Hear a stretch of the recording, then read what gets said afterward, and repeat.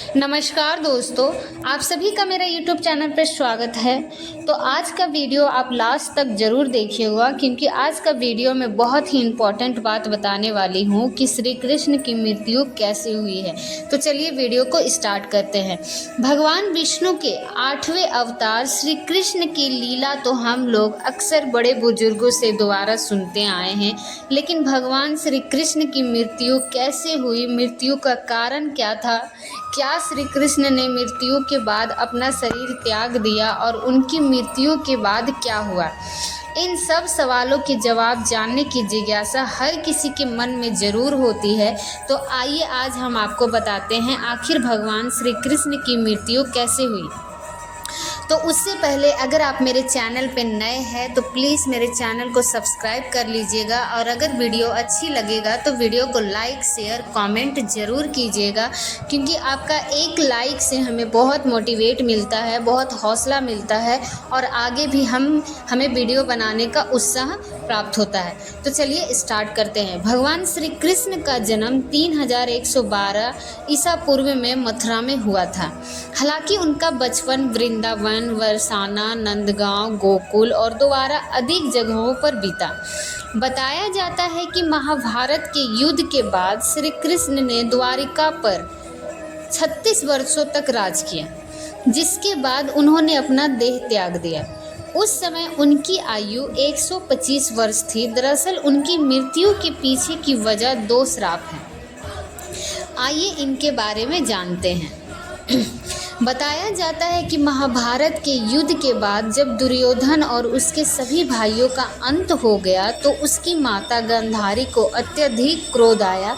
अपने बेटे के शव पर शोक व्यक्त करते हुए रणभूमि पर गांधारी ने श्री कृष्ण को 36 वर्षों के बाद मृत्यु का श्राप दे दिया। यह सुनकर पांडव चकित रह गए, लेकिन श्री कृष्ण ने मुस्कुराते हुए इस अभिशाप को स्वीकार कर लिया।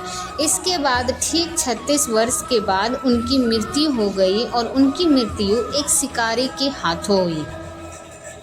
भागवत पुराण में बताया गया है कि एक बार श्री कृष्ण के पुत्र सब ने शरारत करने की सोची।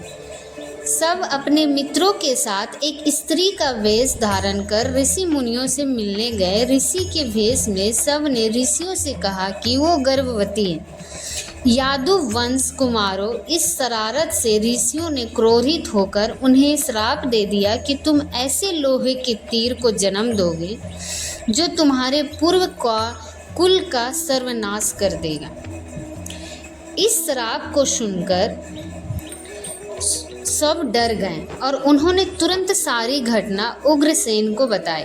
श्राप से छुटकारा पाने के लिए उग्रसेन ने शव से कहा कि तीर का चूर्ण बनाकर प्रभास नदी में प्रभावित कर दो, जिसके बाद सभा ने वही किया। इसके बाद उग्रसेन ने राज में यह आदेश पारित कर दिया कि यादव राज में कोई भी किसी प्रकार की नशीली सामग्री का इस्तेमाल, उत्पादन या वितरण नहीं करेगा।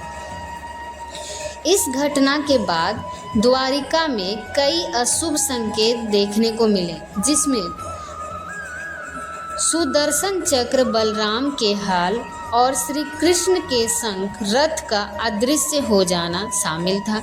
धीरे धीरे यहाँ अपराधों और पापों में भी बढ़ोतरी होने लगी, और एक दिन सभी नगरवासी मंदिरा के नशे में चूर हो गए और आपस में ही लड़ने मरने लगे। इस तरह सभी आपस में लड़कर मर गए। भागवत पुराण में बताया गया कि एक दिन श्री कृष्ण पीपल के वृक्ष के नीचे विश्राम कर रहे थे, जब जरा नाम के एक बहेलिये ने भगवान श्री कृष्ण को हिरण समझकर उन पर तीर से प्रहार कर दिया, जिसके बाद श्री कृष्ण ने अपने देह त्याग दिया और उनकी मृत्यु हो गई। दरअसल इस तीर में उसी लोहे का तीर का अंश था जिसे सब ने उग्रसेन के कहने पर चूर्ण बनाकर नदी में प्रभावित कर दिया। इस प्रकार ऋषि के श्राप के अनुसार ही समस्त यादव वंशियों का नाश हो गया, और गांधारी के श्राप के अनुसार ही श्री कृष्ण की मृत्यु हो गई।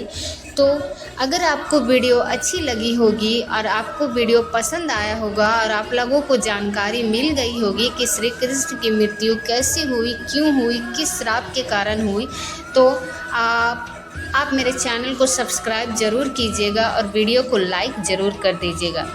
धन्यवाद।